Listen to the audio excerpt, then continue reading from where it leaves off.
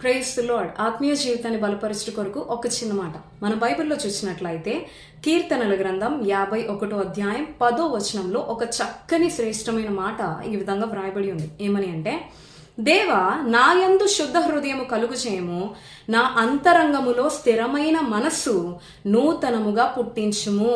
In Jesus name ఆమేన్. ప్రియమైన దేవుని బిడ్డ, ఈ విధంగా నువ్వు ఎప్పుడైనా ప్రార్థించావా? దేవా నా యందు శుద్ధ హృదయం కలుగు చేయము. ఈ ప్రార్థన ఎవరు చేస్తున్నారు అంటే భక్తుడైన దావీదు జీవితాన్ని మనం బాగా పరీక్షించి చూసినట్లయితే దావీదు ఎప్పటికప్పుడు తన యొక్క స్థితిని గ్రహించి ఎప్పటికప్పుడు దేవుని యొద్ద పరీక్షించుకొని సరిచేసుకొని బ్రతికిన వాడిగా ఉన్నాడు. అందుకే దావీదు కొరకు దేవుడు ఒక సాక్ష్యం చెప్పాడు. ఏమని అంటే, ఇతడు నా ఇష్టానుసారుడైన మనుష్యుడు, దావీదు నా హృదయానుసారుడు, అతడు నా ఉద్దేశములను నెరవేర్చిన వాడు అని సాక్షాత్తు దేవాతి దేవుడే దావీదు కొరకు సాక్ష్యం చెప్తున్నాడు. ఎందుకు అంటే దావీదు తన యొక్క జీవితాన్ని ఎప్పటికప్పుడు పరీక్షించుకుంటున్నాడు.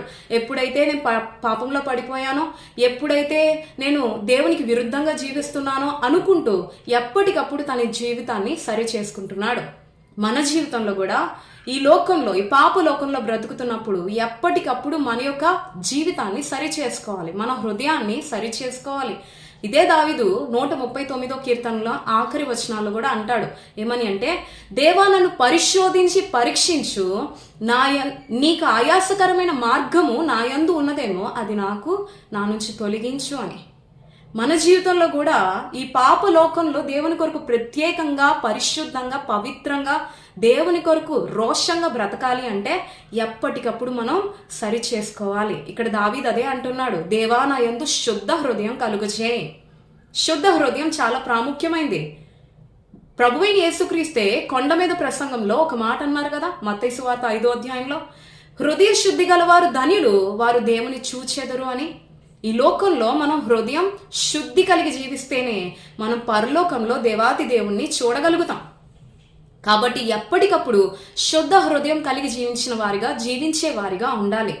ఎప్పుడైతే ఆ విధంగా అడిగి ప్రభు సహాయాన్ని పొందుకొని ఈ లోకంలో శుద్ధ హృదయం కలిగి జీవిస్తామో అప్పుడు దేవుడు ఖచ్చితంగా దేవుని చూడగలుగుతాం, దేవుని రాజ్యానికి చేరగలుగుతాం, దేవుని ఉద్దేశాలు నెరవేర్చగలుగుతాం, దేవునికి ఇష్టానుసారులుగా, దేవునికి హృదయానుసారులుగా కూడా ఈ లోకంలో బ్రతకగలుగుతాం.